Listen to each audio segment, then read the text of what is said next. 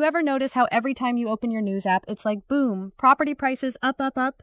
Yeah, it's really overwhelming sometimes.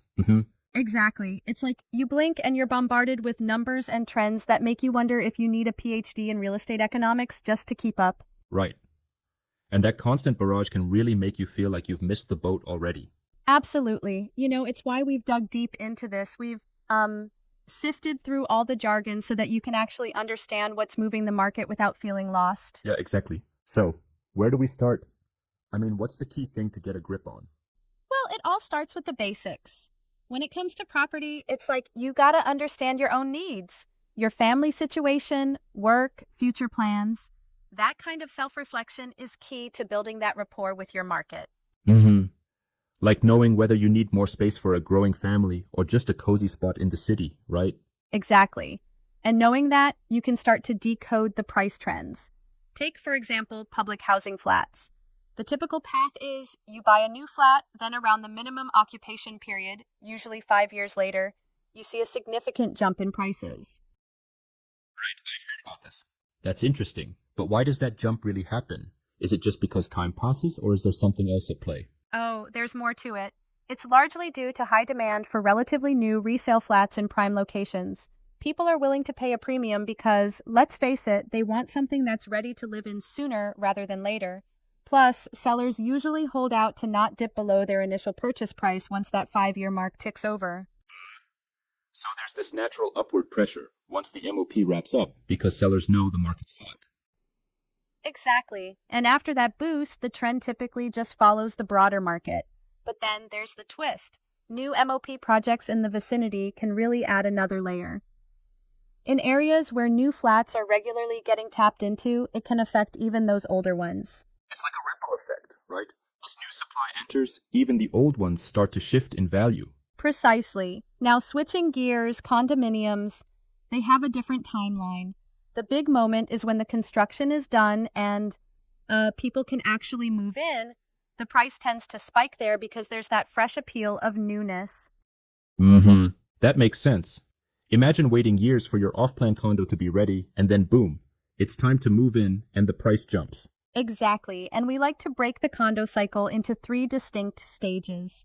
Stage one is when you're off plan, buying at launch. That's where you might see the most dramatic potential gains. But there's the catch. You wait a long time for it to materialize. Mm-hmm.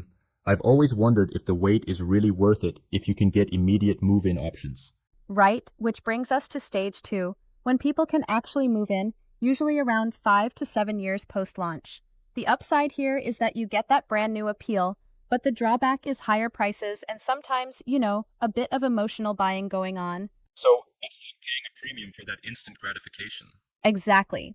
Then there's stage three, a resale market starting from about 8 years on. Here you might get cheaper absolute prices and the benefit of immediate move-in, but you're also often facing renovation costs and a bit more unpredictability with price trajectories.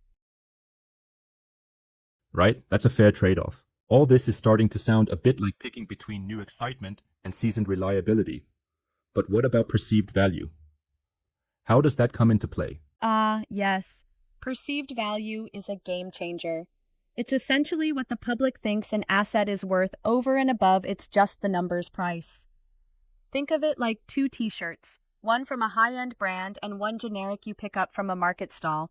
Both are tees, but the perceived value is worlds apart. And when you apply that to property, even two places that look pretty similar on paper can have totally different appeal. Exactly right.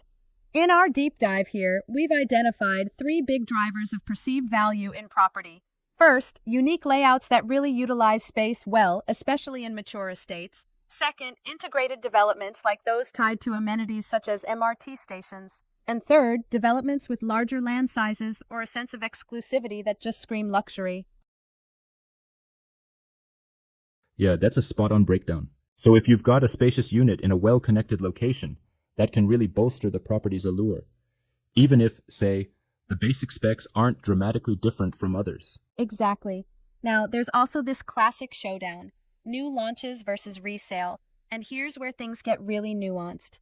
New launches come with that brand new, fresh appeal, a kind of allure that's hard to quantify. But on the flip side, Resale properties, especially those in prime spots or that boast those unique features we just talked about, can have robust perceived value too. Exactly, but here's where I respectfully challenge the notion a little bit. Sometimes people assume the newness automatically trumps resale, but if you look closer, resale properties can often offer better immediate value if you know where to look. Yeah, I see that point. So it's not a one-size-fits-all thing. It really depends on the specific characteristics and your personal risk appetite, right? Precisely. And another key point we found is that in a hot market, even though prices are rising, there are opportunities if you can spot properties with true underlying demand. It's about looking beyond just the headline figures and understanding what actually drives those numbers. Right, like reading between the lines. And that means paying attention, for example, to how new developments might affect older ones, or how unique architectural or layout features can create extra demand that isn't immediately obvious. Absolutely. Think about it like crafting the perfect playlist. You need to have the hits, but sometimes it's the lesser known tracks that make it all flow. In property, it's the hidden details that can really make a difference. I love that analogy. It's like the obvious chart toppers get all the attention, but sometimes the deep cuts hold real value for the right audience. Exactly. And that's why, whether you're buying, selling, or investing, it pays off to have a good, customized strategy. There's no one right answer. It's all about what fits your situation right now. Very true. One more thing. What about the impact of market cooling measures?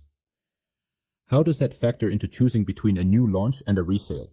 Great question. In a red hot resale market, there's this inherent risk that cooling measures might suddenly temper price increases. New launches, however, while they do experience steep prices initially, might actually stabilize at a high level because of rising construction and land costs. It's a bit of a balancing act. Yeah.